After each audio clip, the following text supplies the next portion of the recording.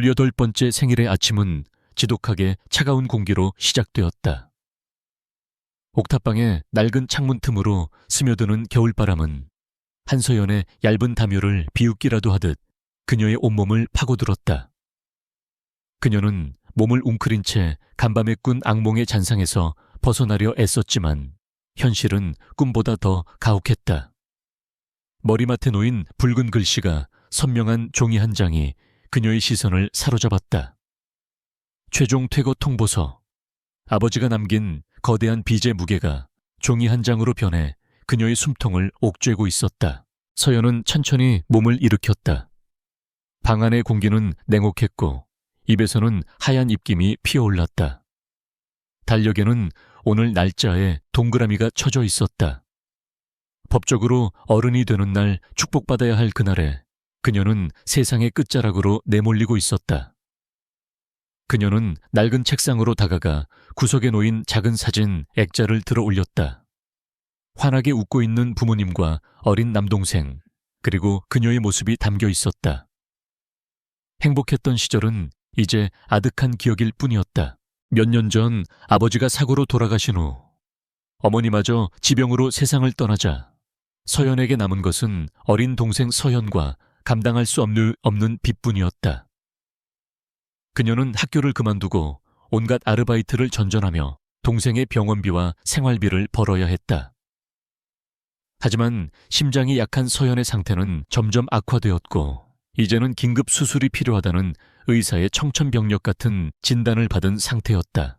수술비는 그녀가 평생을 굶고 일해도 만져볼 수 없는 거액이었다. 퇴거 통보서와 동생의 병원비라는 두 개의 거대한 벽이 그녀를 완전히 고립시키고 있었다. 어디에도 기댈 곳이 없었고 도움을 청할 곳도 없었다. 서연은 무력감에 눈앞이 캄캄해지는 것을 느꼈다. 그녀는 아버지가 남긴 낡은 나무 상자를 열었다. 혹시라도 돈이 될 만한 것이 있을까 하는 마지막 희망이었지만 상자 안에는 낡은 만년필과 빛바랜 편지 몇 통이 전부였다. 실망감에 상자를 닫으려던 순간 손끝에 딱딱한 무언가가 걸렸다. 상자 바닥에 깔린 천을 들추자 그곳에는 검은색의 고급스러운 명함 한 장이 놓여 있었다. YS그룹 총괄 대표 강민준. 이름 위에는 금박으로 새겨진 회사의 로고가 희미하게 빛나고 있었다. 서연은 명함을 집어들었다. 이것은 아버지가 돌아가시기 얼마 전 한 남자가 찾아와 건네주었던 것이었다. 검은 양복을 입은 그림자처럼 차갑고 무표정한 얼굴의 남자. 아버지는 그 명함을 소중히 간직하며 언젠가 큰 도움이 될 것이라고 말했었다. 당시에는 그 말의 의미를 이해할 수 없었다.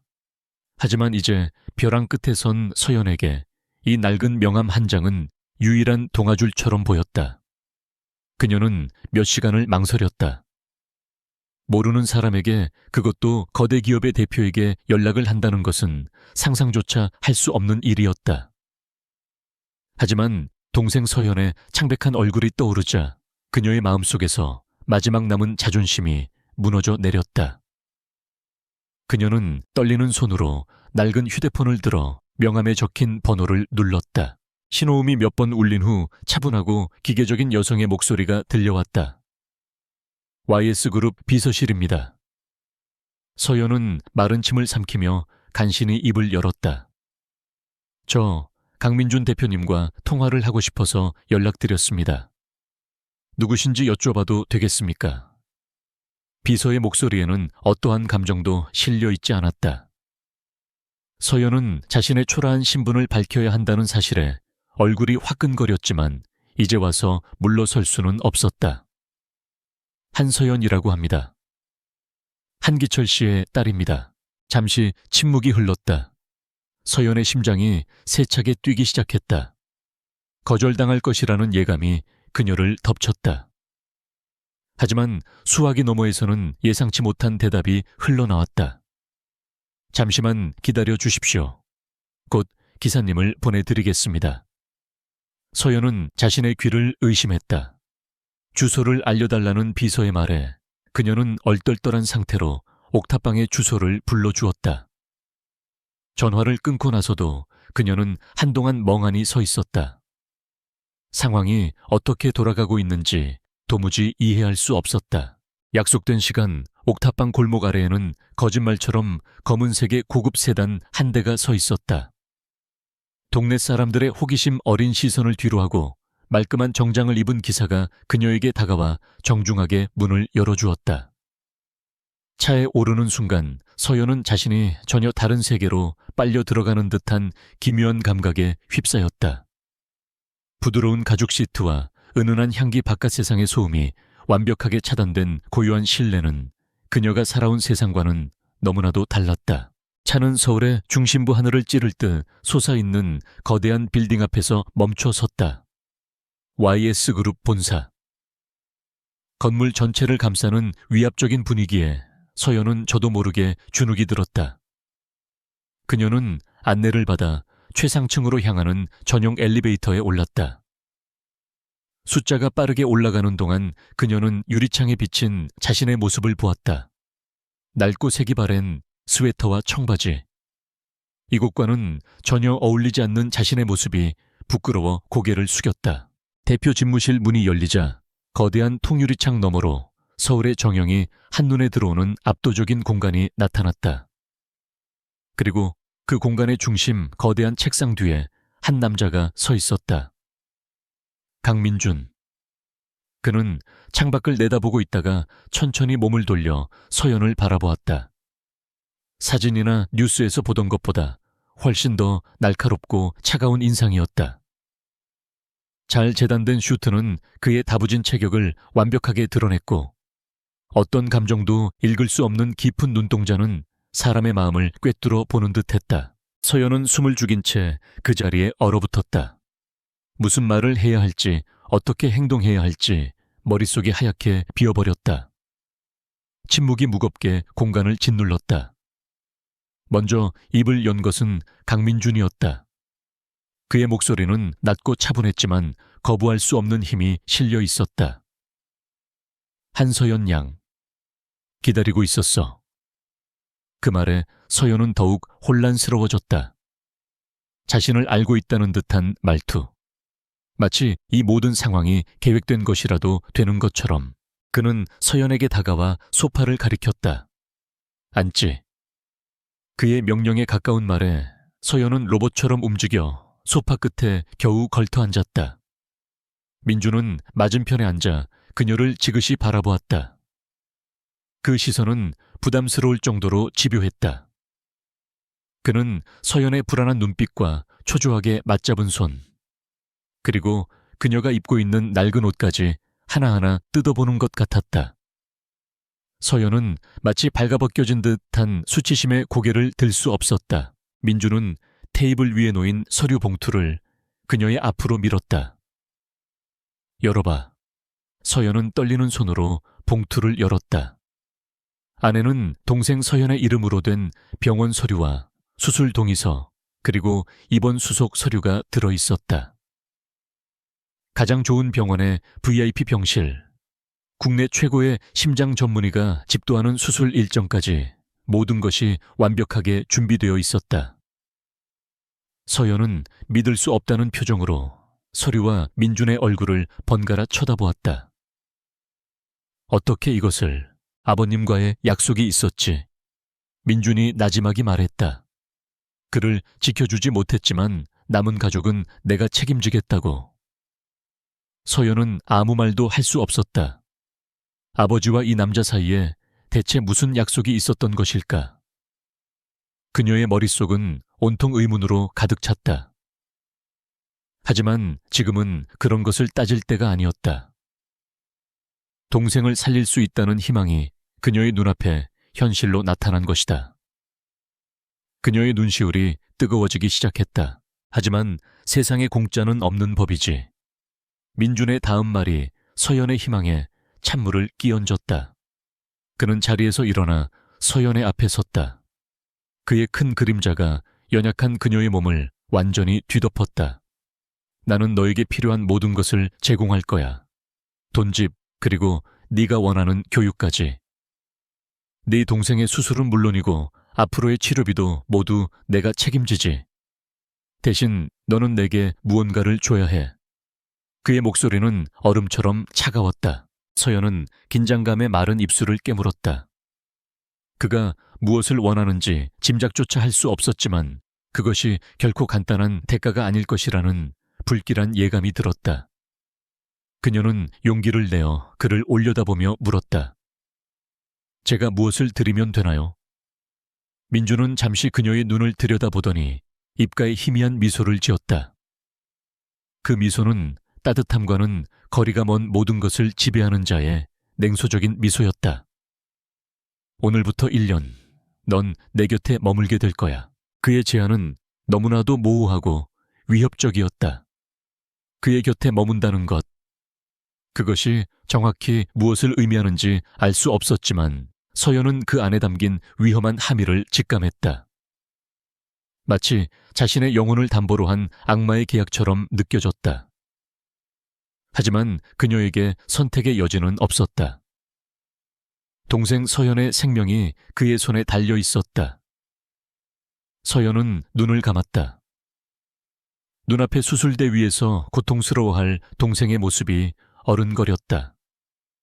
그녀는 천천히 그리고 힘겹게 고개를 끄덕였다.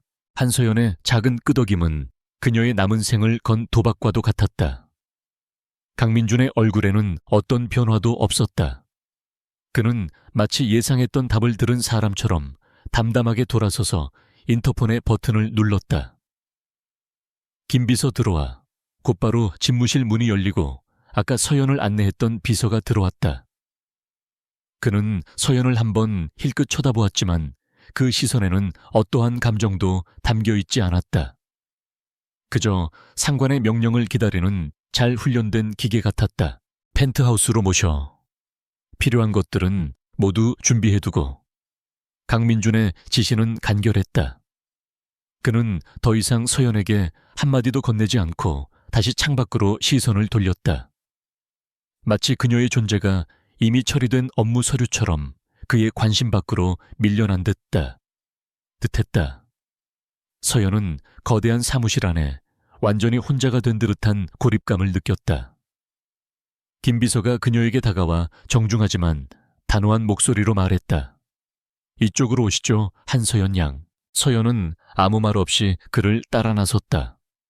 그녀가 온몸으로 느꼈던 YS그룹의 위압적인 공기는 이제 그녀를 짓누르는 현실의 무게가 되어 있었다. 그녀는 다시 전용 엘리베이터를 타고 이번에는 옥상이 아닌 지하 주차장으로 향했다. 아까보다 더 깊고 어두운 곳으로 끌려 들어가는 기분이었다. 주차장에는 또 다른 검은 세단이 대기하고 있었다. 김 비서가 뒷좌석 문을 열자 서연은 망설이다가 차에 올랐다. 차는 서울의 야경 속을 미끄러지듯 달렸다. 서연은 창밖으로 빠르게 스쳐 지나가는 화려한 불빛들을 멍하니 바라보았다. 불과 몇 시간 전만 해도 저 불빛 아래 어디선가 동생의 병원비를 걱정하며 전단지를 돌리고 있었는데 지금 그녀는 알 수 없는 남자의 펜트하우스로 향하고 있었다. 그녀의 인생은 단 하루 만에 단 한 번의 전화통화로 완전히 뒤바뀌고 있었다. 하지만 그것이 행운인지 불행인지는 가늠할 수 없었다. 차는 한강이 내려다 보이는 최고급 주상복합 아파트 단지 안으로 들어섰다. 철저한 보안 시스템을 통과한 차는 조용한 지하 주차장에 멈췄다. 김 비서는 그녀를 데리고 입주민 전용 엘리베이터에 탑승한 후 가장 높은 층의 버튼을 눌렀다. 문이 열리자 복도 없이 바로 거대한 현관이 나타났다. 집 안은 칠흑 같은 어둠과 침묵에 잠겨 있었다. 김 비서가 벽의 스위치를 누르자 거대한 공간이 일제히 부드러운 조명 아래 그 모습을 드러냈다. 서연은 숨을 멈췄다.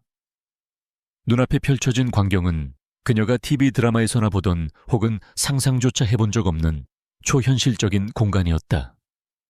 높은 천장 한쪽 벽면을 가득 채운 통유리창 그 너머로 펼쳐진 서울의 야경은 마치 밤하늘의 별을 발 아래 둔 듯한 착각을 불러일으켰다.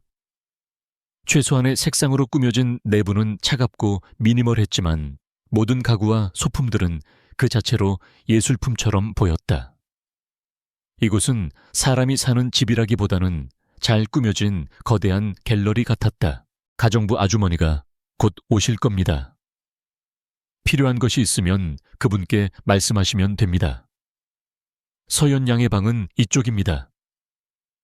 김 비서는 감탄할 시간조차 주지 않고 그녀를 안쪽으로 안내했다. 복도를 따라 이어진 문들 중 하나의 손잡이를 돌리자 웬만한 집 한 채 크기의 방이 나타났다. 방 안에도 통유리창이 있었고 아늑한 침대와 작은 서재, 그리고 드레스룸과 연결된 욕실까지 모든 것이 갖춰져 있었다. 서연은 마치 꿈을 꾸고 있는 것만 같았다. 그럼 편히 쉬십시오. 내일 오전에 다시 찾아뵙겠습니다. 김 비서는 자신의 임무를 다했다는 듯 짧게 인사하고 소리 없이 사라졌다. 텅 빈 펜트하우스에 다시 서연 혼자 남았다. 그녀는 조심스럽게 방 안을 둘러보았다. 드레스룸 안에는 아직 태그도 떼지 않은 고급스러운 옷들이 사이즈별로 걸려 있었고, 욕실에는 온갖 종류의 카페, 이보다 세면도구들이 정갈하게 놓여 있었다. 이 모든 것이 오늘 하루 만에 그녀를 위해 준비된 것들이었다. 서연은 침대 가장자리에 힘없이 주저앉았다. 이 호화로운 공간 속에서 그녀는 더욱더 이질적이고 초라하게 느껴졌다. 그녀는 뜬 눈으로 밤을 지새웠다.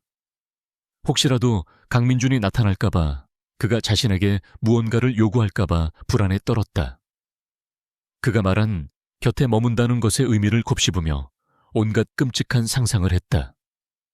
하지만 밤이 깊어지고 동이 터 올 때까지 이 거대한 집에서는 어떠한 인기척도 느껴지지 않았다. 그는 나타나지 않았다. 다음날 아침 약속된 시간에 김 비서가 다시 찾아왔다. 그의 손에는 두툼한 서류철과 작고 검은 상자가 들려 있었다. 그는 어젯밤과 마찬가지로 무표정한 얼굴로 서연을 거실의 테이블로 안내했다. 어젯밤은 편안하셨습니까? 그의 의례적인 질문에 서연은 작게 고개를 끄덕일 뿐이었다. 김 비서는 그녀의 앞에 서류철을 펼쳐놓았다. 이것은 대표님과 한서연 양 사이의 계약서입니다. 내용을 꼼꼼히 확인하시고 서명해 주십시오. 계약서. 서연은 그 단어에 심장이 차갑게 식는 것을 느꼈다. 그녀는 천천히 서류를 읽어 내려갔다.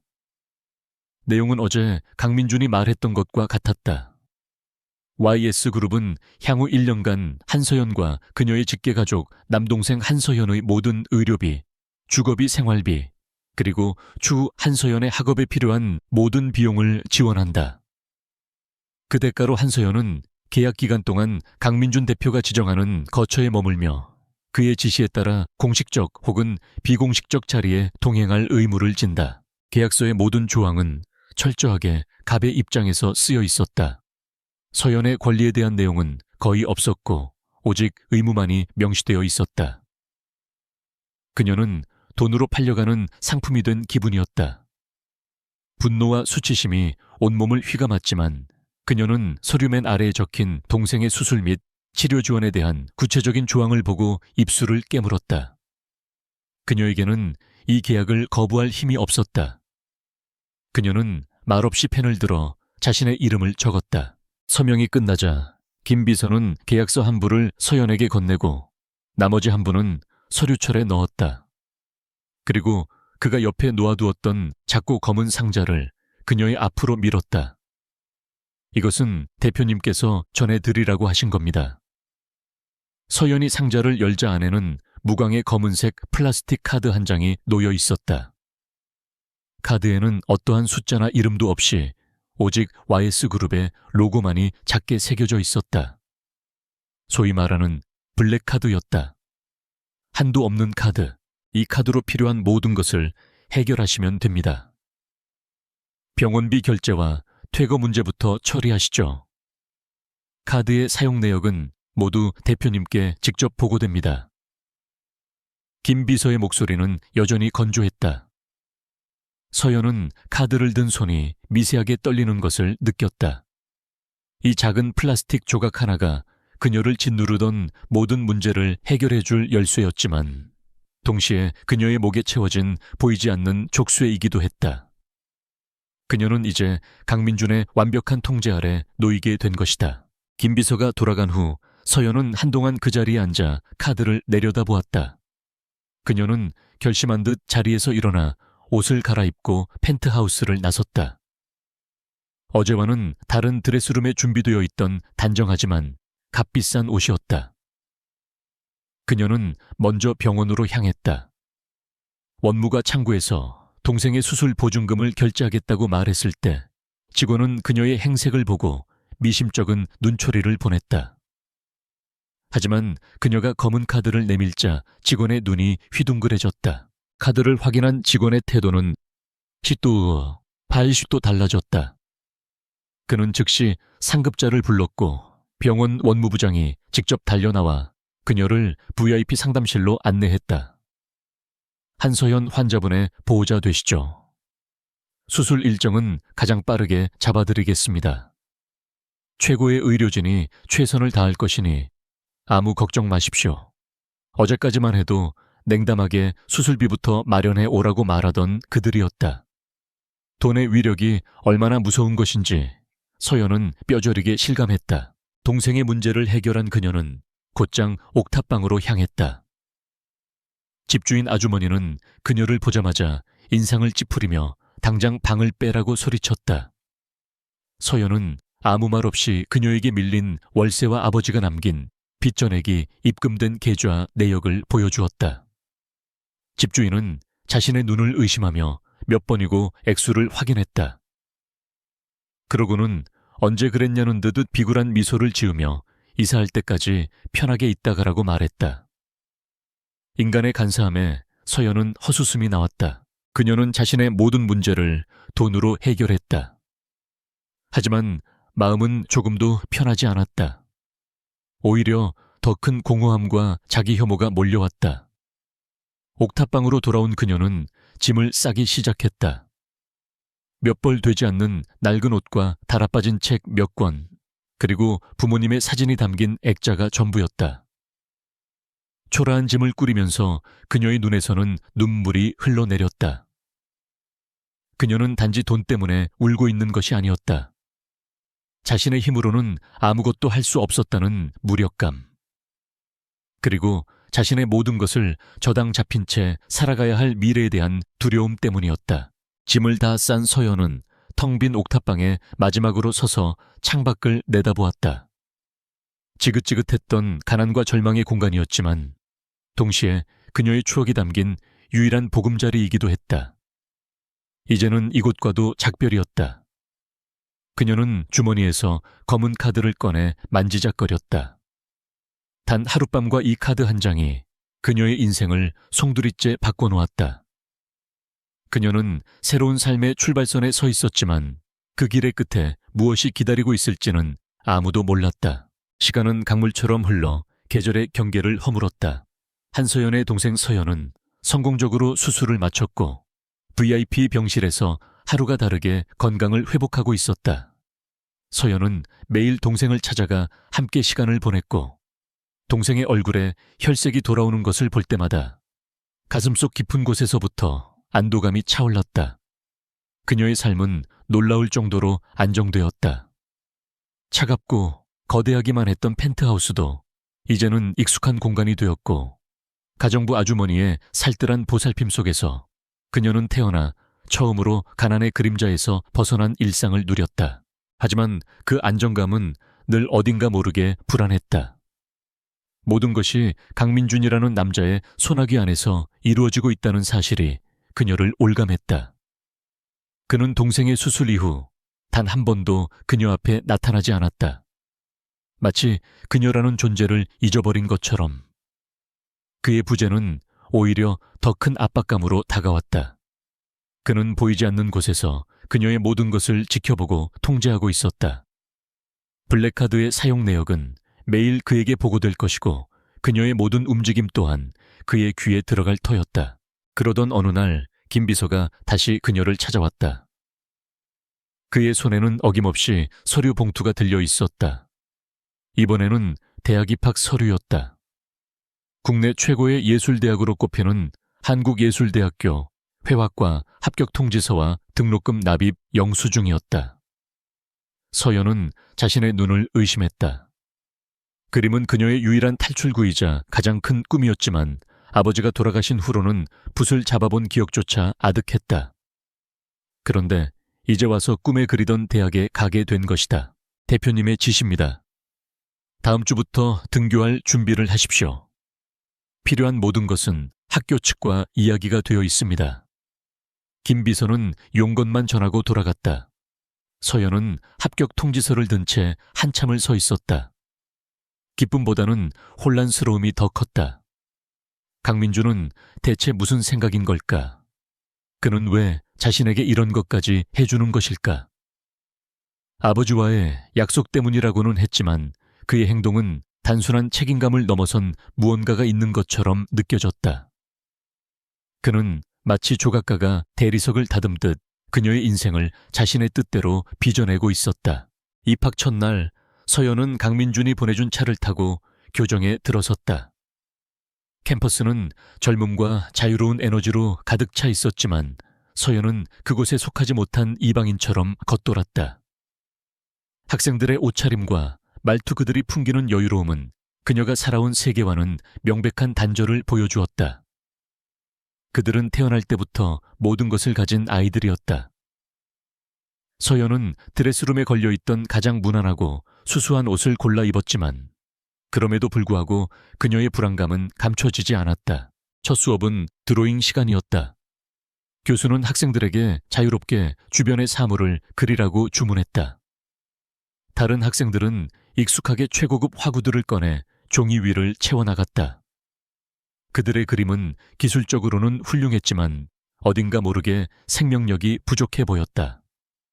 서연은 한참을 망설이다가 가장 값싼 연필 한 자루를 집어들었다. 그녀는 창밖의 앙상한 나뭇가지를 그리기 시작했다. 겨울바람을 견뎌내며 봄을 기다리는 그 모습이 마치 자신처럼 느껴졌다. 그녀는 모든 것을 잊고 그림에 몰두했다. 연필 끝에서 피어나는 선들은 그녀의 지난 시간들이었고 아픔이었으며 동시에 희미한 희망이었다.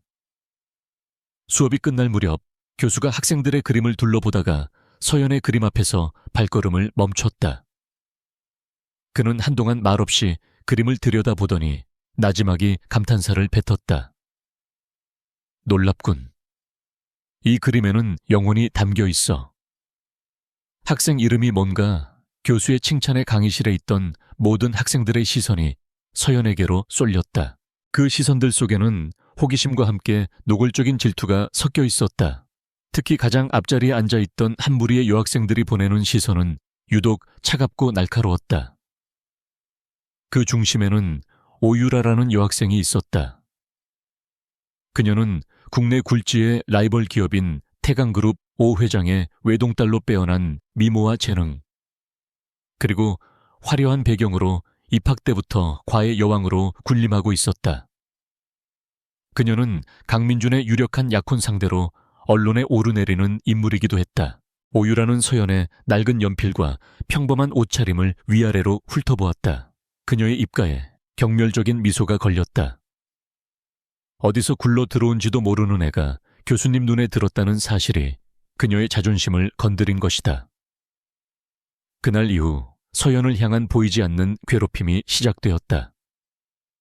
오유라와 그녀의 무리들은 교묘하게 서연을 따돌렸다. 그들은 서연이 지나갈 때마다 들으라는 듯이 그녀의 촌스러운 옷차림과 배경에 대해 수군거렸고 조별 과제가 있을 때면 아무도 그녀와 같은 조가 되려 하지 않았다. 서연은 애써 그들을 무시하려 했다. 그녀에게는 오직 그림과 동생뿐이었다. 하지만 괴롭힘은 점점 더 노골적으로 변해갔다.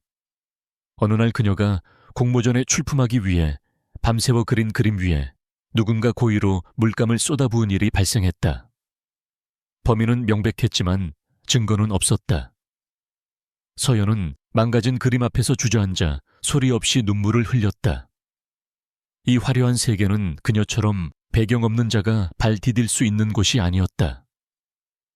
그녀는 다시 한번 자신의 무력함을 절감했다. 그날 저녁 펜트하우스로 돌아온 서연은 지쳐 있었다. 그때 몇 주 만에 강민준이 그녀를 찾아왔다. 그는 소파에 앉아있는 서연의 지친 얼굴과 어딘가 슬퍼 보이는 눈을 잠시 바라보았다. 학교 생활은 할만한가? 그의 목소리는 여전히 무심했다. 서연은 차마 낮에 있었던 일을 말할 수 없었다. 그에게 동정받고 싶지도 않았고 약한 모습을 보이고 싶지도 않았다. 그녀는 그저 괜찮다고 짧게 대답했다. 강민주는 더 이상 묻지 않았다. 그는 자리에서 일어나 서재로 향했다. 그가 서재의 책상 서랍을 열었을 때 낡은 사진 한 장이 그의 눈에 들어왔다. 젊은 시절의 한기철, 바로 서연의 아버지가 환하게 웃고 있는 사진이었다. 그는 사진을 집어들며 과거의 어느 날을 떠올렸다. 몇 년 전 겨울 그는 중요한 계약을 위해 무리하게 차를 몰다 폭설이 쏟아지는 강원도 산길에서 절벽 아래로 추락했다. 의식이 희미해져 가던 순간 한 남자가 부서진 차문을 뜯어내고 그를 끌어냈다. 한기철이었다. 그는 자신의 목숨을 걸고 민준을 구조했고 눈보라 속에서 자신의 외투를 벗어 덮어주며 구조대가 올 때까지 그를 지켰다. 병원으로 이송되는 구급차 안에서 한기철은 자신의 지갑에서 딸의 사진을 꺼내 보여주며 말했다. 그림에 아주 소질이 있는 아이입니다. 저 아이가 세상에서 가장 멋진 화가가 되는 걸 보는 게 내 유일한 꿈입니다. 하지만 한기철은 그 사고에 후유증으로 얻은 병을 이기지 못하고 얼마 뒤 세상을 떠났다. 민주는 그의 장례식장을 멀리서 지켜볼 수밖에 없었다. 생명의 은인에게 진 빚, 그리고 그의 마지막 꿈을 지켜주겠다는 약속. 그것이 강민준을 움직이는 유일한 이유였다. 그는 서연을 동정하거나 다른 감정을 가지고 있는 것이 아니었다. 그저 무겁고 지독한 책임감을 이행하고 있을 뿐이었다. 그의 방식은 차갑고 일방적이었지만 그것이 그가 아는 유일한 방법이었다. 다시 현재로 돌아와 민주는 서재에서 나와 소파에 그대로 앉아있는 서연에게 다가갔다. 그는 말없이 작은 상자 하나를 테이블 위에 올려놓았다. 최고급 전문가용 미술 도구 세트였다. 세상에서 가장 비싸고 좋은 재료들로만 구성된 것이었다. 하찮은 것들 때문에 내 재능을 썩히지 마. 그는 그 말만 남기고 돌아섰다. 그의 행동은 여전히 차가웠지만 서연은 그 안에 담긴 희미한 위로를 느낄 수 있었다. 그는 모든 것을 알고 있었던 것이다. 며칠 뒤 오유라의 의심은 확신으로 바뀌는 계기가 생겼다. 그녀는 수업이 끝난 후 학교 주차장에서 강민준의 비서가 운전하는 차에 올라타는 한서연을 목격했다. YS그룹의 문양이 선명한 바로 그 차였다. 오유라의 얼굴이 분노로 일그러졌다. 감히 저런 근본도 없는 애가 강민준의 후원을 받고 있다는 사실을 참을 수 없었다. 그녀는 서연의 배경을 철저히 파헤치기 시작했고 그녀가 빚더미에 앉은 고아라는 사실을 알아내는 것은 그리 어려운 일이 아니었다. 오유라는 이제 서연을 단순히 괴롭히는 것을 넘어 그녀를 이 바닥에서 완전히 끌어내리기로 결심했다. 그녀는 자신의 무리들을 모아놓고 사악한 미소를 지으며 말했다. 저 가짜 신데렐라의 유리구두를 깨부셔버릴 시간이야. 진짜 세상이 얼마나 냉혹한 곳인지 똑똑히 가르쳐줘야지. 그녀의 눈빛은 질투와 증오로 이글거리고 있었다. 서연의 앞에는 지금까지와는 비교도 할 수 없는 거대한 폭풍이 몰려오고 있었다. 오유라의 눈빛은 복수심으로 차갑게 빛나고 있었다. 한서연이라는 존재는 그녀가 완벽하게 통제하고 있던 세계에 나타난 불순물이었다. 처음에는 그저 거슬리는 존재라고 생각했지만 강민준의 비호 아래 있다는 사실을 알게 된 순간부터 서연은 그녀에게 반드시 제거해야 할 적으로 규정되었다. 그녀는 자신의 특권과 지위를 이용해 한 개인의 삶을 파괴하는 일을 주저하지 않았다. 오유라는 즉시 사람을 고용했다. 뒷세계의 더러운 일을 처리하는데 능숙한 사설 정보원이었다. 청담동의 한적한 라운집에서 만난 정보원은 비굴한 미소를 지으며 그녀를 맞았다. 오유라는 혐오감을 감추지 않은 채 그에게 한서연의 사진과 신상 정보가 담긴 서류를 건넸다. 이 아이의 모든 것을 알아내. 과거 가족 빚 문제 살던 동네까지, 먼지 하나까지 다 털어. 그리고 내가 원하는 그림에 맞춰 이야기를 만들어. 대중들이 좋아할 만한 자극적이고 심파적인 스토리로. 그녀의 목소리에는 서늘한 잔혹함이 배어 있었다. 정보원의 일 처리는 신속하고 정확했다. 며칠 만에 그는 한서연의 모든 과거를 담은 두툼한 보고서를 오유라의 앞에 내밀었다. 옥탑방에서의 비참한 생활, 아버지의 거액의 빚, 심장병을 앓는 동생. 모든 것이 오유라가 원하는 그림을 완성하기 위한 완벽한 재료들이었다. 그녀는 보고서를 훑어보며 만족스러운 미소를 지었다. 이제 이 재료들을 어떻게 요리해서 대중들의 식탁 위에 올릴지만 결정하면 되었다. 오유라는 치밀했다. 그녀는 정보원을 시켜 한서연의 주변을 맴돌게 하며 교묘하게 연출된 사진들을 찍게 했다. 낡고 허름한 옥탑방 동네를 배경으로 고개를 숙인 채 걷는 서연의 모습, 병원 앞에서 초조하게 서성이는 모습, 그리고 결정적으로 강민준의 차에 오르는 모습을 먼 거리에서 망원 렌즈로 촬영했다. 각각의 사진은 별개의 사실이었지만 그것들을 한데 묶어 어떤 순서로 보여주느냐에 따라 전혀 다른 이야기가 만들어질 수 있었다. 그녀는 연예부 기자들 중에서도 돈과 특종에 굶주려 영혼이라도 팔 수 있는 자를 골라 접촉했다. 그녀는 거액의 돈과 함께 자신이 원하는 방향으로 완벽하게 각색된 시나리오, 그리고 조작된 사진들을 넘겼다. 기자는 군침을 흘리며 그녀의 제안을 받아들였다. 며칠 뒤 한 인터넷 연예 매체의 홈페이지 메인 화면에 폭탄 같은 기사가 터져 나왔다. 제목부터가 선정적이고 악의적이었다. 단독 YS그룹 강민준 대표의 숨겨진 여자고아. 소녀의 치밀한 신데렐라 프로젝트. 그 진실은 기사는 한 편의 막장 드라마처럼 쓰여 있었다. 가난하지만 야심에 찬 소녀 한서연이 자신의 불우한 환경을 무기 삼아 의도적으로 YS그룹의 강민준 대표에게 접근했으며 병든 동생을 팔아 그의 동정심을 산 뒤 거액의 후원을 받아내고 있다는 내용이었다. 기사에는 그녀의 옥탑방 사진과 아버지의 빈 문서 사본, 그리고 강민준의 차에 오르는 사진이 교묘하게 편집되어 함께 실렸다. 기사는 삽시간에 모든 포털 사이트와 소셜미디어로 퍼져나갔다. 대중들은 확인되지 않은 사실에 열광했다. 재벌과 가난한 소녀의 비밀스러운 관계라는 자극적인 소재는 사람들의 호기심을 부채질하기에 충분했다.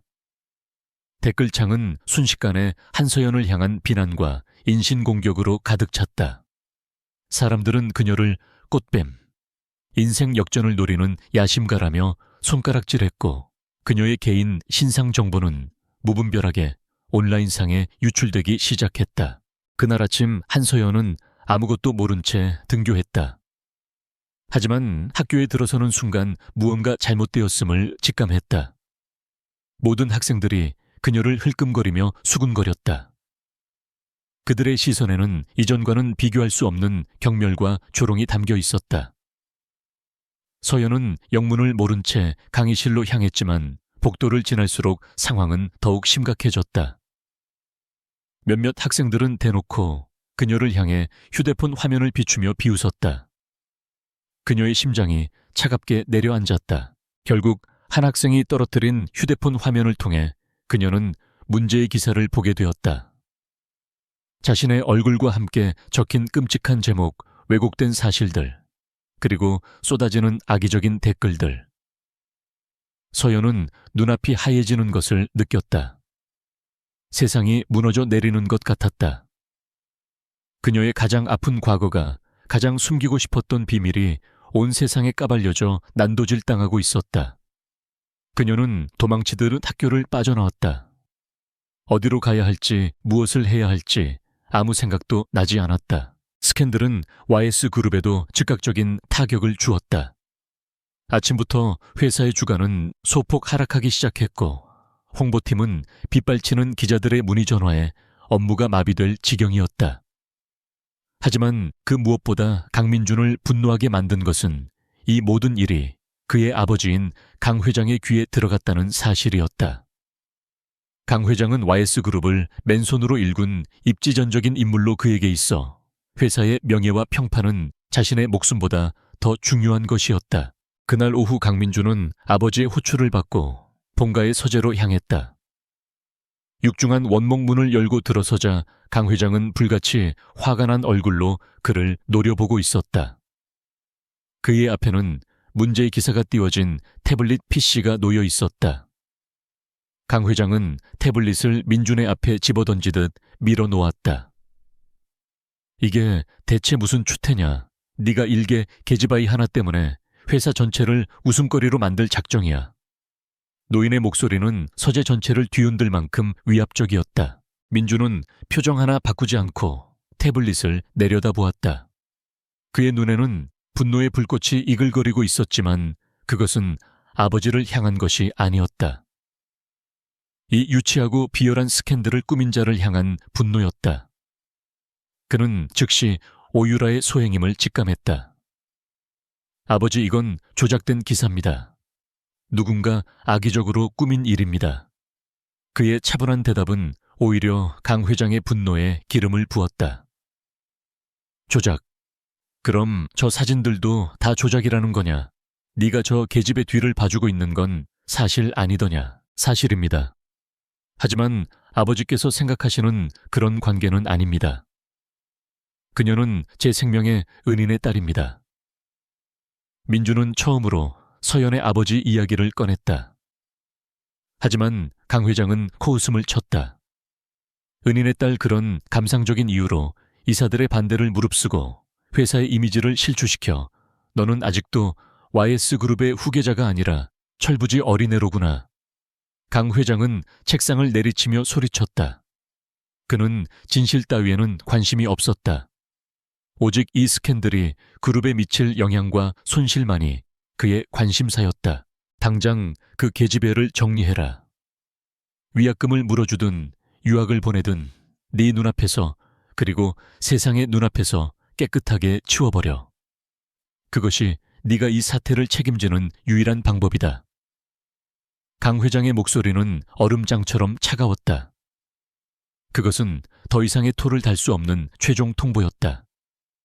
하지만 강민준은 물러서지 않았다. 그는 아버지를 정면으로 마주보며 단호하게 말했다. 그럴 수 없습니다. 그 아이는 제가 지켜야 할 약속입니다. 그 순간 서재 안의 공기는 얼어붙었다.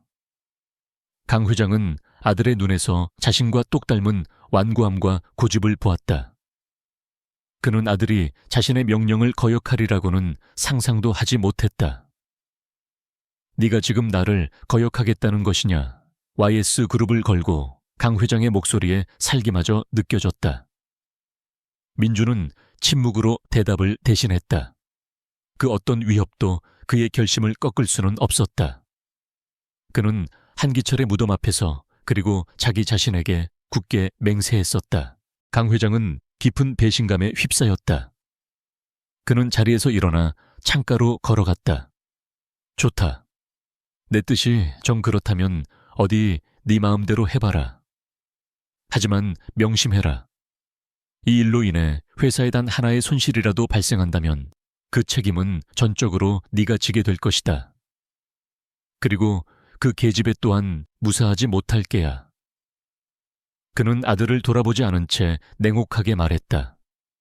그것은 아들에 대한 마지막 경고이자 서연을 향한 무언의 협박이었다. 민주는 더 이상 아무 말도 하지 않고 서재를 나왔다. 그는 처음으로 아버지에게 정면으로 맞섰다. 그 대가가 무엇이 될지는 알 수 없었지만 그는 자신의 선택을 후회하지 않았다. 이제 이 싸움은 단순히 서연을 보호하는 것을 넘어 자신의 신념과 약속을 지키기 위한 싸움이 되었다. 그는 채 오르자마자 김비서에게 전화를 걸었다. 그의 목소리는 그 어느 때보다 차갑고 단호했다. 지금 당장 한서연 양의 위치를 찾아. 세상은 거대한 감옥이었다. 한서연은 학교를 뛰쳐나온 뒤 정처 없이 거리를 헤맸다. 모든 사람의 시선이 비수처럼 날아와 그녀의 심장에 박히는 것 같았다. 스쳐 지나가는 사람들의 수군거림, 그들의 손에 들린 스마트폰 화면이 모두 자신을 향한 조롱과 비난의 메시지로 보였다. 그녀는 도시의 소음 속에서 완전히 고립되었다. 발 디딜 곳 하나 없는 망망대해에 혼자 버려진 기분이었다. 숨을 쉴수록 가슴이 답답해져 왔다. 얼마나 걸었을까? 정신을 차렸을 때 그녀는 익숙한 골목길 앞에 서 있었다. 그녀가 지긋지긋하게 벗어나고 싶어 했던 하지만 동시에 그녀의 유일한 안식처였던 옥탑방으로 향하는 길이었다. 그녀는 홀린 듯 계단을 올랐다. 굳게 잠겨 있어야 할 문은 허술하게 열려 있었다. 집주인이 새로운 세입자를 구하기 위해 열어놓은 모양이었다. 텅 빈 방 안에는 먼지와 함께 싸늘한 냉기만이 감돌고 있었다. 모든 것이 사라진 그곳에 서자 비로소 그녀는 자신이 얼마나 철저히 혼자인지를 깨달았다. 서연은 바닥에 주저앉아 무릎에 얼굴을 묻었다. 참았던 눈물이 봇물처럼 터져 나왔다. 그녀는 소리내어 울었다. 억울함과 분노 수치심과 절망이 뒤섞인 울음이었다. 그녀는 아무것도 잘못한 것이 없었다. 그저 가난했다는 이유로, 도움을 받을 수밖에 없었다는 이유로 세상의 잔인한 조리돌림의 대상이 되어야 했다. 강민준을 만난 것을 후회했다. 그의 손을 잡지 말았어야 했다. 그의 세계에 발을 들여놓는 순간부터 이 모든 비극은 예견된 것이었을지도 모른다. 그녀의 존재는 강민준에게도 거대한 오점이 되고 있었다. 그녀 때문에 그가 회사와 가족에게서 비난받고 있다는 사실을 짐작하기는 어렵지 않았다. 이 모든 것을 끝낼 방법은 하나뿐이었다. 처음부터 없었던 사람처럼 그녀가 사라지는 것. 서연은 흐르는 눈물을 닦고 가방에서 펜과 종이를 꺼냈다. 그녀는 떨리는 손으로 편지를 써 내려가기 시작했다. 그것은 강민준에게 보내는 마지막 편지이자 그녀 자신과의 작별 인사였다. 같은 시각 강민준은 폭풍의 눈 한가운데에 서 있었다. YS그룹 이사회는 긴급 회의를 소집했고 대부분의 이사들은 강 회장의 편에 서서 그를 압박했다. 개인적인 스캔들로 회사에 막대한 피해를 입힌 책임을 져야 한다는 목소리가 높았다. 그의 책상 위 전화기는 쉴 새 없이 울려댔지만 그는 어떤 전화도 받지 않았다. 그의 모든 신경은 오직 사라진 한서연에게로 향해 있었다. 김 비서의 보고는 절망적이었다. 펜트하우스에도 병원에도 그녀의 모습은 보이지 않았다. 강민준은 초조하게 사무실을 서성이다가 문득 한 곳을 떠올렸다. 그녀가 돌아갈 곳, 상처 입은 짐승이 자신의 굴로 숨어들듯 그녀 역시 자신이 왔던 곳으로 돌아갔을 가능성이 높았다. 그는 자리에서 벌떡 일어나 재킷을 집어들었다. 그가 직접 가야 했다. 그는 주차장으로 내려가 운전기사를 물리고 직접 운전대를 잡았다. 그의 스포츠카는 밤의 도시를 가르며 그녀의 낡은 동네를 향해 질주했다. 그의 머릿속은 복잡했지만 단 한 가지 생각만은 분명했다. 그녀를 이대로 잃을 수는 없다. 그가 옥탑방에 도착했을 때 방 안에서는 희미한 불빛이 새어나오고 있었다. 그는 심장이 내려앉는 것을 느끼며 조심스럽게 문을 열었다. 그곳에는 그의 예상대로 한서연이 있었다. 그녀는 작은 보따리 옆에 웅크리고 앉아 있었다. 촛불처럼 위태롭게 흔들리는 그녀의 모습은 금방이라도 부서져 내릴 것 같았다. 바닥에는 그녀가 쓴 편지와 함께 검은색 카드가 놓여 있었다. 모든 것을 제자리로 돌려놓으려는 그녀의 마지막 저항이었다. 최허연은 그의 등장에 놀라 자리에서 일어났다. 그녀의 눈은 퉁퉁 부어 있었고 얼굴에는 깊은 절망감이 어려 있었다. 여긴 어떻게... 그녀의 목소리는 심하게 잠겨 있었다.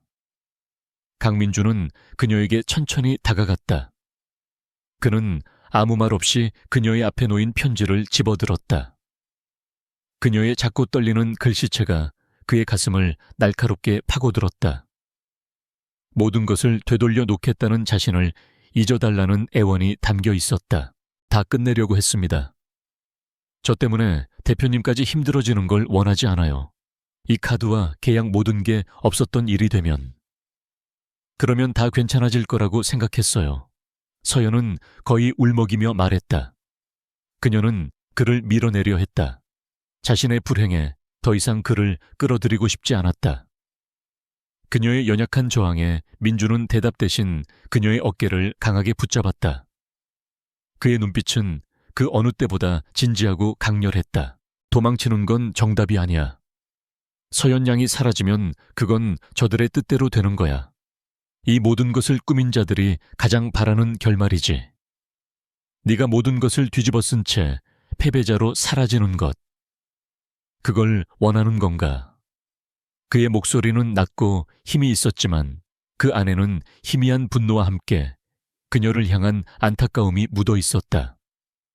서연은 그의 말에 아무 대답도 하지 못하고 고개를 숙였다. 그는 한숨을 내쉬며 말을 이었다. 미안하다. 내 방식이 서툴렀어. 널 보호하려던 것이 오히려 너에게 더 큰 상처를 주게 될 줄은 몰랐다. 처음으로 듣는 그의 사과였다. 서연은 놀라 고개를 들었다. 그는 언제나 차갑고 모든 것을 통제하는 지배자였다. 그런 그가 지금 자신에게 사과를 하고 있었다. 그의 흔들리는 눈빛 속에서 서연은 처음으로 그의 인간적인 고뇌를 보았다. 난 내 아버지에게 빚을 졌어. 목숨을 빚졌지. 그는 돌아가시는 순간까지 내 이야기를 했어. 그림에 천재적인 재능을 가진 딸이 있다고. 그 딸이 세상에서 가장 멋진 화가가 되는 걸 보는 게 꿈이라고. 난 그 약속을 지키고 싶었을 뿐이야. 하지만 일이 이렇게 될 줄은. 그의 고백은 충격적이었다. 서연은 처음 듣는 아버지와 그 사이의 이야기에 할 말을 잃었다. 모든 것이 오해와 불신으로 얽혀있던 관계의 실타래가 조금씩 풀리는 순간이었다. 강민주는 그녀의 손에서 편지를 가져와 갈기갈기 찢어버렸다. 그리고 바닥에 있던 블랙카드를 주워 그녀의 손에 다시 쥐어주었다. 이건 네가 내게서 받은 게 아니야. 네 아버지가 너에게 남겨준 기회다. 네 재능을 펼칠 기회, 내 꿈을 이룰 기회. 이런 비열한 자들 때문에 그 기회를 걷어찰 셈인가. 그의 말은 비수처럼 날아와 서연의 마음에 박혔다. 도망치고 싶었던 나약한 마음을 질책하는 날카로운 죽비 같았다. 믿어. 내가 아니라 너 자신을. 그리고 네 아버지의 꿈을. 그는 서연의 젖은 눈을 똑바로 바라보며 말했다. 혼자 싸우게 두지 않아. 이제부터는 내가 네 옆에 서 있을 테니까. 그의 말은 단순한 위로가 아니었다. 그것은 함께 싸우겠다는 굳건한 약속이자 선언이었다. 서연은 평생을 혼자서 모든 것을 짊어지고 싸워왔다. 기댈 어깨도 의지할 사람도 없었다. 그런데 지금 세상에서 가장 강해 보이는 남자가 그녀의 편이 되어주겠다고 말하고 있었다. 서연의 눈에서 다시 눈물이 흘러내렸다. 하지만 이번 눈물은 절망의 눈물이 아니었다. 그것은 차가운 절망의 잿더미 속에서 피어나는 아주 작은 희망의 씨앗이었다. 그녀를 짓누르던 거대한 무력감의 벽에 균열이 가기 시작했다. 도망치는 대신 맞서 싸우고 싶다는 생각이 아주 조금씩 하지만 분명하게 고개를 들기 시작했다. 그녀는 자신을 비참하게 만든 자들에게 이대로 무릎 꿇고 싶지 않았다. 그녀는 손에 쥐어진 블랙카드를 내려다보았다. 한때는 자신을 올가매는 족쇄라고 생각했던 이 카드가 이제는 세상을 향해 방역할 수 있는 유일한 무기처럼 보였다. 그녀는 눈물을 닦고 굳은 결심이 선 눈으로 강민준을 올려다보았다. 그녀는 아무 말도 하지 않았지만 그 눈빛만으로도 충분했다. 그녀의 대답을 읽은 강민준의 입가에 아주 희미한 미소가 떠올랐다. 길고 어두웠던 밤이 지나고 마침내 방역의 아침이 밝아오고 있었다. 차가운 옥탑방에서의 맹세 이후 한서연은 완전히 다른 사람이 되었다. 그녀의 눈빛에서 절망과 무력감은 사라지고 그 자리에는 강철처럼 단단하고 차가운 결의가 자리 잡았다. 그녀는 더 이상 운명에 휩쓸리는 연약한 피해자가 아니었다. 자신의 삶을 되찾기 위해 기꺼이 싸울 준비가 된 전사였다. 펜트하우스로 돌아온 그녀는 강민준과 마주 앉았다. 두 사람 사이에는 더 이상 어색한 침묵이나 보이지 않는 벽이 존재하지 않았다. 공동의 적을 앞에 둔 동맹의 기운만이 감돌았다. 강민준은 즉시 YS그룹의 법무팀과 홍보팀을 동원해 오유라와 해당 언론사를 상대로 전면전을 펼칠 준비를 했다. 하지만 서연이 그의 계획을 막아섰다. 아니요, 그렇게 하지 마세요. 이건 대표님의 싸움이 아니라 제 싸움이에요. 제가 직접 끝내고 싶어요. 그녀의 목소리는 작았지만 흔들림이 없었다. 그녀는 더 이상 강민준의 그림자 뒤에 숨어 보호받는 존재가 되기를 원치 않았다. 자신의 힘으로, 자신의 방식으로 명예를 되찾고 싶었다. 민준은 잠시 그녀의 눈을 들여다보았다. 그녀의 눈 속에서 이글거리는 불꽃을 본 그는 그녀의 결정을 존중하기로 했다. 알겠다. 하지만 도움이 필요하면 언제든 말해. 나는 네 뒤에 서 있을 테니. 그는 그녀의 자주성을 인정하면서도 든든한 지원군이 되어주겠다는 약속을 잊지 않았다. 그는 김 비서에게 오유라의 비열한 계략에 대한 확실한 증거를 은밀하게 수집하라고 지시했다. 서연이 싸울 무기를 그의 손으로 쥐어주기 위함이었다. 서연의 계획은 단순하지만 대담했다. 그녀는 자신을 향한 가장 큰 무기였던 재능 없는 후원녀라는 프레임을 정면으로 깨부수기로 했다. 그리고 그 무대는 곧 열릴 한국예술대학교의 연말 전시회였다. 학교 최고의 축제이자 수많은 미술계 인사들과 언론이 주목하는 그곳에서 그녀는 그림으로 자신의 가치를 증명하고 동시에 오유라의 추악한 진실을 만천에 공개할 생각이었다. 그것은 가장 우아하면서도 가장 잔인한 방식의 복수였다. 그날부터 서연은 캔버스 앞에서 살다시피 했다. 펜트하우스의 방 하나를 통째로 작업실로 개조한 그녀는 식사도 잠도 잊은 채 그림에만 몰두했다. 그녀의 붓은 더 이상 단순한 도구가 아니었다. 그것은 그녀의 분노이자 슬픔이었고 짓밟힌 자존심의 절규였다.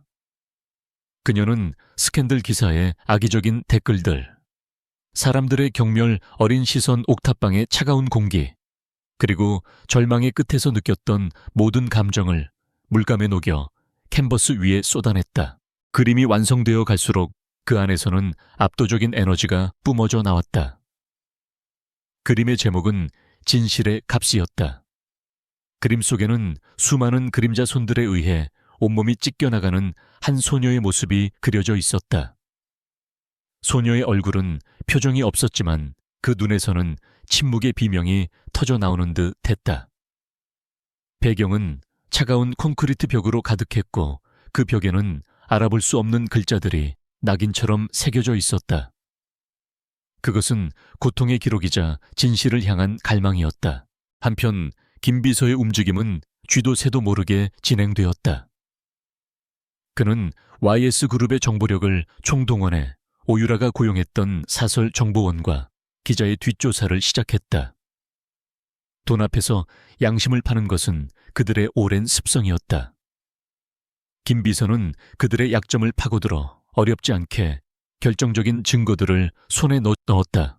오유라의 계좌에서 기자에게 거액이 송금된 내역 그리고 모든 것을 계획하고 지시하는 오유라의 목소리가 담긴 통화 녹음 파일까지. 모든 준비는 끝났다. 마침내 전시회 날이 밝았다.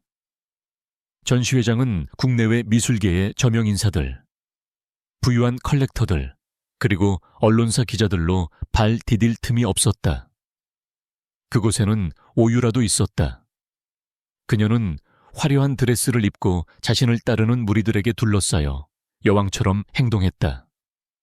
그녀는 한서연이 오늘 전시회에 나오지 못할 것이라고 확신하고 있었다.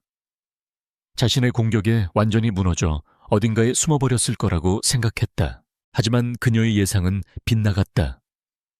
전시회장의 문이 열리고 한서연이 모습을 드러냈다. 그녀는 강민준이 준비해준 심플하지만 우아한 검은색 드레스를 입고 있었다. 이전의 주눅든 모습은 온데간데 없었다. 꼿꼿하게 편 허리와 당당한 걸음걸이, 그리고 모든 것을 압도하는 차분한 눈빛은 사람들의 시선을 사로잡기에 충분했다.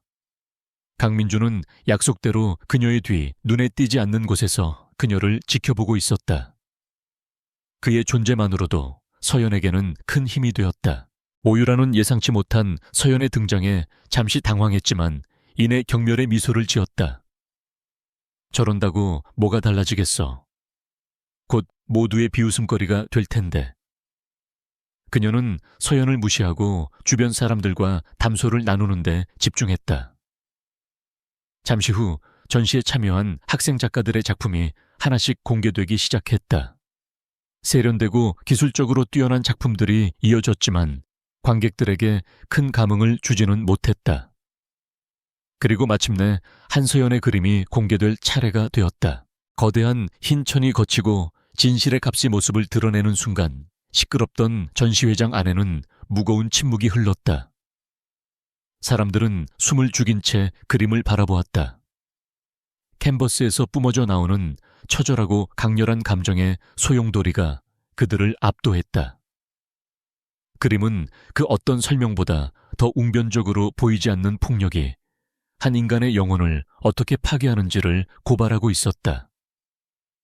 서연을 처음 발굴했던 노 교수는 그림 앞으로 다가가 떨리는 목소리로 말했다. 이것은 작품이 아니라 시대의 증언이다. 여기저기서 탄성이 터져 나왔고 기자들의 카메라 플래시가 쉴 새 없이 터졌다. 오유라는 자신의 눈을 의심했다. 저 그림이 저 보잘것없는 애가 그렸다는 것을 믿을 수 없었다. 그녀는 그림이 뿜어내는 진실의 힘 앞에서 저도 모르게 뒷걸음질 쳤다. 잠시 후 사회자가 흥분된 목소리로 작가 한서연을 무대 위로 불렀다. 서연은 담담하게 무대 위로 올라가 마이크를 잡았다. 이 그림은 최근 제가 겪었던 일들에 대한 기록입니다. 저는 세상의 수많은 거짓된 속삭임들이 어떻게 한 사람을 고립시키고 파괴하는지를 직접 경험했습니다. 그녀의 목소리는 떨리지 않았다. 그녀는 천천히 말을 이었다. 하지만 진실은 결코 사라지지 않습니다. 언젠가는 반드시 그 모습을 드러내기 마련이죠. 오늘 저는 제 그림의 제목처럼 그 진실의 값을 여러분 앞에서 증명하고자 합니다. 그녀의 말이 끝나는 순간 무대 뒤에 거대한 스크린이 켜졌다. 화면에는 오유라의 계좌에서 문제의 기사를 쓴 기자에게 거액이 이체된 내역이 선명하게 나타났다. 전시회장이 술렁이기 시작했다. 사람들의 시선이 일제히 오유라에게로 향했다. 오유라는 얼굴이 새하얗게 질린 채 비명을 질렀다. 거짓말이야. 저건 조작된 거야. 하지만 그녀의 외침은 고디오 스피커를 통해 울려 퍼지는 자신의 목소리 앞에 묻혀버렸다. 그 아이의 모든 것을 알아내. 대중들이 좋아할 만한 자극적이고 심파적인 스토리로 만들어. 돈은 얼마든지 줄 테니. 음성 파일에는 그녀가 정보원에게 스캔들을 조작하라고 지시하는 내용이 적나라하게 담겨 있었다. 그것은 빼도 박도 못하는 명백한 증거였다. 전시회장은 충격과 경악으로 얼어붙었다. 모든 것이 밝혀진 순간이었다. 기자들은 일제히 무대 위의 서연이 아닌 사색이 된 채 그 자리에 서 있는 오유라에게로 몰려들었다. 수십 개의 카메라 플래시와 마이크가 그녀를 향했다. 그녀가 쌓아 올린 모든 명성과 위선이 한순간에 무너져 내리는 순간이었다. 오유라는 아무런 변명도 하지 못한 채 경호원들에게 이끌려 도망치듯 전시회장을 빠져나갔다. 한때 그녀를 따르던 무리들은 그녀를 외면했다. 서연은 무대 위에서 그 모든 광경을 조용히 내려다보았다. 그녀는 승리의 기쁨에 취하지 않았다. 그저 모든 것이 제자리로 돌아왔다는 안도감을 느낄 뿐이었다. 그녀는 마침내 자신의 힘으로, 자신의 재능으로 진실을 증명해냈다. 그녀는 더 이상 가난한 소녀가 아니었다. 자신의 운명을 스스로 개척한 강인한 예술가였다. 전시회장의 열기는 광기에 가까웠다. 오유라가 도망치듯 사라진 후에도 기자들은 한서연에게 질문을 쏟아내기 위해 무대 앞으로 몰려들었다. 하지만 강민준이 보낸 경호원들이 그녀를 감싸고 안전하게 밖으로 이끌었다. 쏟아지는 플래시 세례를 뒤로하고 차에 오르는 순간 서연은 온몸의 긴장이 풀리는 것을 느꼈다. 길고 길었던 싸움이 마침내 끝이 났다. 차 안에는 무거운 침묵이 흘렀지만 그것은 결코 어색하지 않았다. 옆자리에 앉은 강민준은 아무 말 없이 그녀의 손을 가만히 잡아주었다. 그 따뜻한 온기가 그녀의 지친 마음을 위로해 주었다. 다음 날 세상은 한서연과 오유라의 이야기로 뒤덮였다. 모든 언론은 전시회에서 있었던 극적인 반전과 진실을 대서특필했다. 재벌가 상속녀의 추악한 질투, 천재 신인 화가를 짓밟으려 하다. 눈물과 분노로 그린 걸작 진실을 외치다. 여론은 순식간에 뒤집혔다. 어제까지 서연을 향해 돌을 던지던 대중들은 이제 그녀의 용기와 재능에 찬사를 보냈고 그녀의 그림, 진실의 값은 한국 미술계의 가장 뜨거운 아이콘으로 떠올랐다. 반면 오유라와 그녀의 가문인 태강그룹은 끝없는 나락으로 추락했다. 그룹의 주가는 폭락했고 소비자들은 태강그룹 제품에 대한 불매 운동을 벌이기 시작했다. 비도덕적인 상속녀의 행태는 그룹 전체의 이미지에 치명타를 입혔다. 오유라의 아버지인 오 회장은 기자회견을 열어 대국민 사과를 해야 했고 오유라는 모든 직위에서 물러나 사실상 해외로 쫓겨나는 신세가 되었다. 그녀가 그토록 지키고 싶었던 모든 것은 그녀 자신의 손에 의해 산산조각이 났다. 폭풍이 휩쓸고 지나간 며칠 뒤 강민준의 아버지 강 회장으로부터 연락이 왔다. 그와 한서연을 함께 본가로 불렀다. 서연은 긴장했지만 더 이상 두렵지는 않았다. 그녀는 이제 누구 앞에서도 당당할 수 있었다. 강 회장의 서재는 여전히 위압적이었지만 그날의 그는 이전과 사뭇 다른 모습이었다. 분노 대신 복잡한 감정이 담긴 눈으로 한참 동안 서연을 바라보던 그는 마침내 무겁게 입을 열었다. 내가 사람을 잘못 봤구나.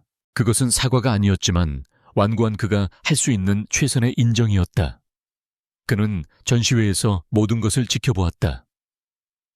절망의 끝에서도 무너지지 않고 자신의 힘으로 일어서서 진실을 증명해낸 서연의 강인함. 그리고 그런 그녀의 곁을 묵묵히 지키며 그녀의 선택을 믿어준 아들의 모습. 그는 자신이 평생을 바쳐 이룬 부와 명예보다 더 중요한 가치가 있다는 것을 그날 깨달았을지도 모른다. 그는 더 이상 두 사람의 관계에 대해 어떤 말도 하지 않았다. 그것은 침묵의 허락이었다. 모든 문제가 해결된 그날 밤 펜트하우스의 거실에는 서연과 민준 단둘만이 있었다. 민준은 서재에서 처음 만났던 날의 계약서를 가져왔다. 그는 계약서를 테이블 위에 올려놓고 서연을 바라보았다. 1년이라는 계약 기간은 아직 끝나지 않았어. 하지만 이제 이 종이는 아무런 의미가 없게 됐지. 그는 말없이 라이터를 켜서 계약서에 불을 붙였다. 종이는 순식간에 검은재로 변하며 두 사람의 거래로 시작된 관계가 끝났음을 알렸다. 서연은 가방에서 검은 카드를 꺼내 그에게 돌려주었다. 이제 이것도 더 이상 필요 없어요. 그동안 감사했습니다. 하지만 민주는 카드를 받지 않고 그녀의 손을 밀어냈다. 아니, 그건 이제 내 것이다. 더 이상 너를 올가매는 족쇄가 아니라 네가 세상으로 더 높이 날아오를 수 있도록 도와줄 날개가 될 거야. 네 아버지께서 너에게 주고 싶어 하셨을 선물이라고 생각해. 그의 목소리는 그 어느 때보다 따뜻하고 부드러웠다. 그 순간 서연은 깨달았다. 강민준이라는 남자가 자신에게 준 것은 단순히 돈이나 기회가 아니었다. 그는 그녀 자신도 잊고 있던 그녀의 가치를 믿어주었고 스스로 일어설 수 있도록 기다려주었으며 그녀가 자신의 날개로 날아오를 때까지 든든한 바람막이가 되어주었다. 두 사람의 관계는 이제 계약이라는 이름으로 묶여있지 않았다. 그들의 마음은 서로에 대한 깊은 신뢰와 존중, 그리고 이름 붙일 수 없는 따뜻한 감정으로 연결되어 있었다.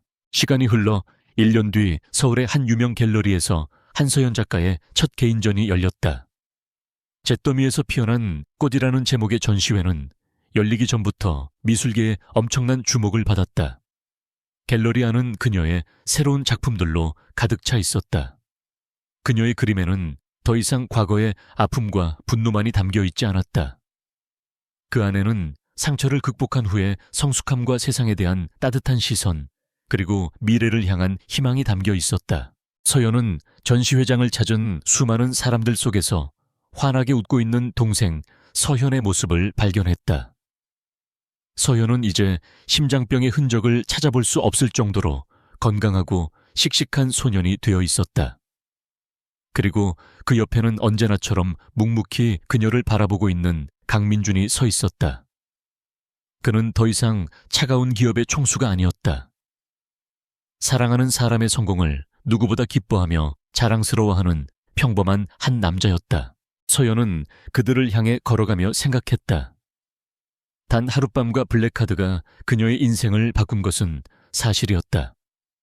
하지만 그것은 단지 시작에 불과했다.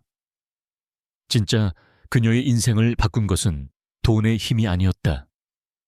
그것은 절망 속에서도 포기하지 않았던 그녀 자신의 용기였고 그녀의 재능을 믿어준 사람들의 따뜻한 마음이었으며 무엇보다 사랑의 힘이었다.